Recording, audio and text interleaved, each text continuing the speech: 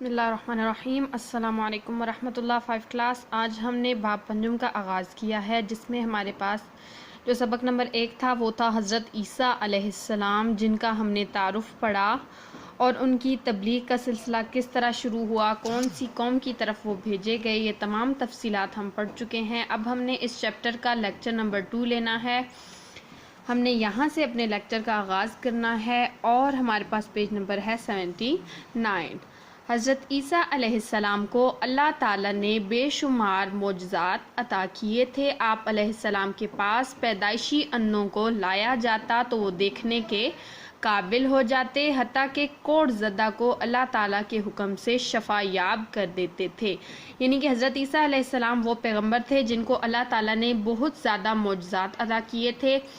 آپ علیہ السلام کے پاس جب ایسے اندھے کو لایا جاتا تھا جو کہ پیدائشی اندھا تھا، تو اللہ تعالیٰ کے حکم سے وہ ان کو شفا یاب کر دیتے۔ کوڑ زدہ جو ہوتا ہے، کوڑ ایک بیماری ہے، کوڑ زدہ جس کو کوڑ ہوا ہوتا ہے اس کو کہتے ہیں۔ اس بیماری میں مبتلا شخص اگر کوئی آپ علیہ السلام کے پاس آتا تو اللہ تعالیٰ کے حکم سے آپ اس کو بھی شفا یاب کر دیتے تھے۔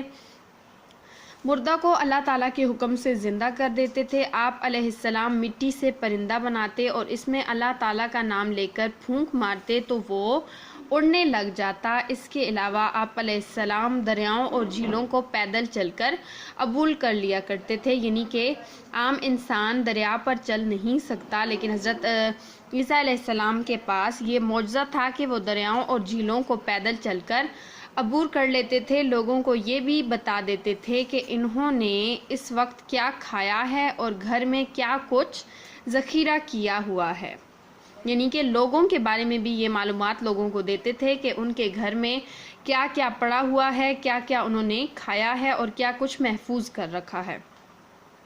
حضرت عیسیٰ علیہ السلام اللہ تعالیٰ کے حقیقی دین کی دعوت دینے کے لیے جہاں بھی جاتے تو دکھی انسان ان کے ارد گرد جمع ہو جاتے۔ آپ علیہ السلام لوگوں کو تندرست بھی کرتے، اللہ تعالیٰ کی توحید کی دعوت بھی دیتے۔ اس طرح آپ علیہ السلام کی دعوت تیزی سے پھیلنے لگی، یعنی کہ حضرت عیسیٰ علیہ السلام جہاں بھی جاتے تھے تو بہت سے دکھی انسان آپ کے ارد گرد جمع ہو جاتے، جن کو آپ علیہ السلام اللہ تعالیٰ کے حکم سے تندرست کر دیتے اور اس کے بعد اللہ تعالیٰ کی توحید کی دعوت ان کو دیتے۔ تو اس طرح آہستہ آہستہ جو توحید کی دعوت تھی وہ تیزی سے پھیلنے لگی اور لوگ تیزی سے اسلام میں داخل ہونے لگے۔ تو حضرت عیسیٰ علیہ السلام کو جتنے عرصہ تبلیغ کرنے کا موقع ملا وہ کچھ ہی عرصہ تھا، یعنی کہ تھوڑا ہی عرصہ آپ کو تبلیغ کرنے کا موقع ملا، جس میں آپ علیہ السلام شہر شہر گاؤں گاؤں جا کر دعوت دین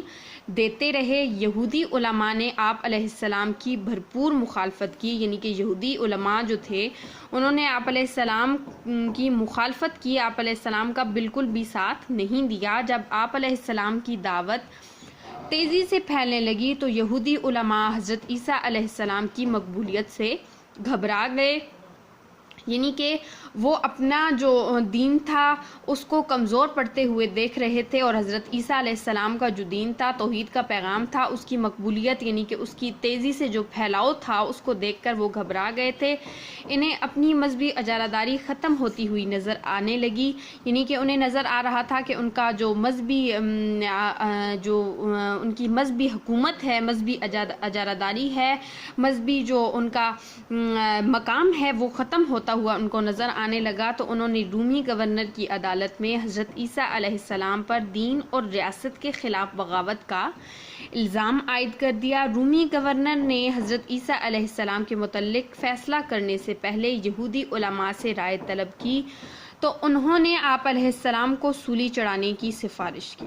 ان تمام حالات کو دیکھتے ہوئے حضرت عیسیٰ علیہ السلام نے اپنے حواریوں کو ایک مکان میں جمع کیا اور صورتحال ان کے سامنے پیش کی، تو سب نے جانثاری اور وفاداری کا عہد کیا۔